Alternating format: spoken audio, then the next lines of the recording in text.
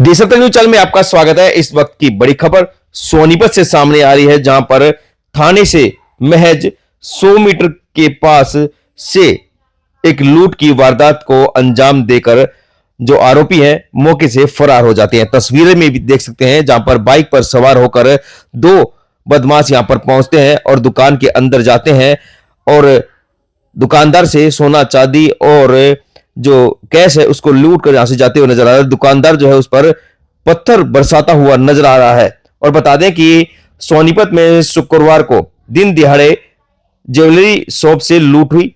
दुकान में घुसे हथियारबंद युवकों ने दुकानदार के सिर पर पिस्टल के बट से भी वार किया। खून से लथपथ होने के बाद भी दुकानदार ने युवकों को रोकने की कोशिश की और उन पर हमला भी किया। आखिर में युवक दुकान से लाखों रुपए के कैश के अलावा सोना चांदी के जेवर व हीरे से का एक हार लूट कर फरार हो गए। दुकान से थोड़ी आगे जाम मिलने पर लुटेरे बाइक और कट्टा छोड़कर फरार हो गए। वारदात थाना सदर के पास की है। लूट की सूचना मिलते ही पुलिस मौके पर पहुंची और शहर में तुरंत नाकाबंदी कर दी गई, लेकिन लुटेरे का कोई सुराग नहीं मिला। लेकिन पुलिस की माने तो एक जो आरोपी है उसको पुलिस ने गिरफ्तार कर लिया गया है। और बता दें कि जो बदमाश थे, दो बदमाश आए थे जो कि गोहाना रोड पर, सोनीपत के गोहाना रोड पर सदर थाना के पास यूनिक ज्वेलर्स के नाम से आभूषण की दुकान है। दोपहर को इसका मालिक जितेंद्र वर्मा दुकान पर था। इसी बीच दो युवक बाइक पर आए और दुकान में घुस गए। एक युवक ने हेलमेट पहना हुआ था तो दूसरे ने मुंह पर रुमाल बांधा हुआ था। युवक ने दुकानदार पर पिस्टल तान दी और कैश और सोने के आभूषण देने को कहा। जितेंद्र वर्मा ने लुटेरों को सामान देने से मना किया तो उसके पास बाद एक युवक ने उसे थप्पड़ मारा और दूसरे ने पिस्टल के बट से उसके सिर में हमला कर दिया।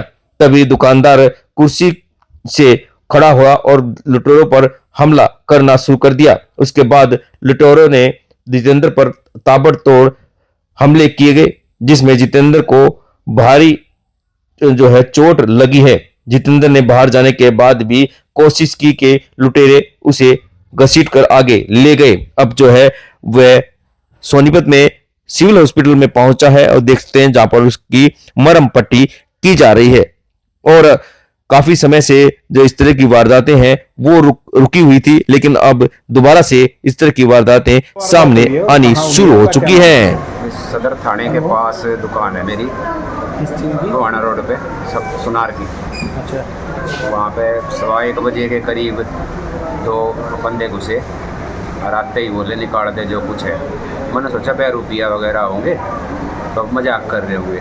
तो एकदम जब वो हाथ आया ना उसका मुंह की तरफ, अगर निकालता है कि नहीं, फिर मैं थोड़ा सीरियस होया।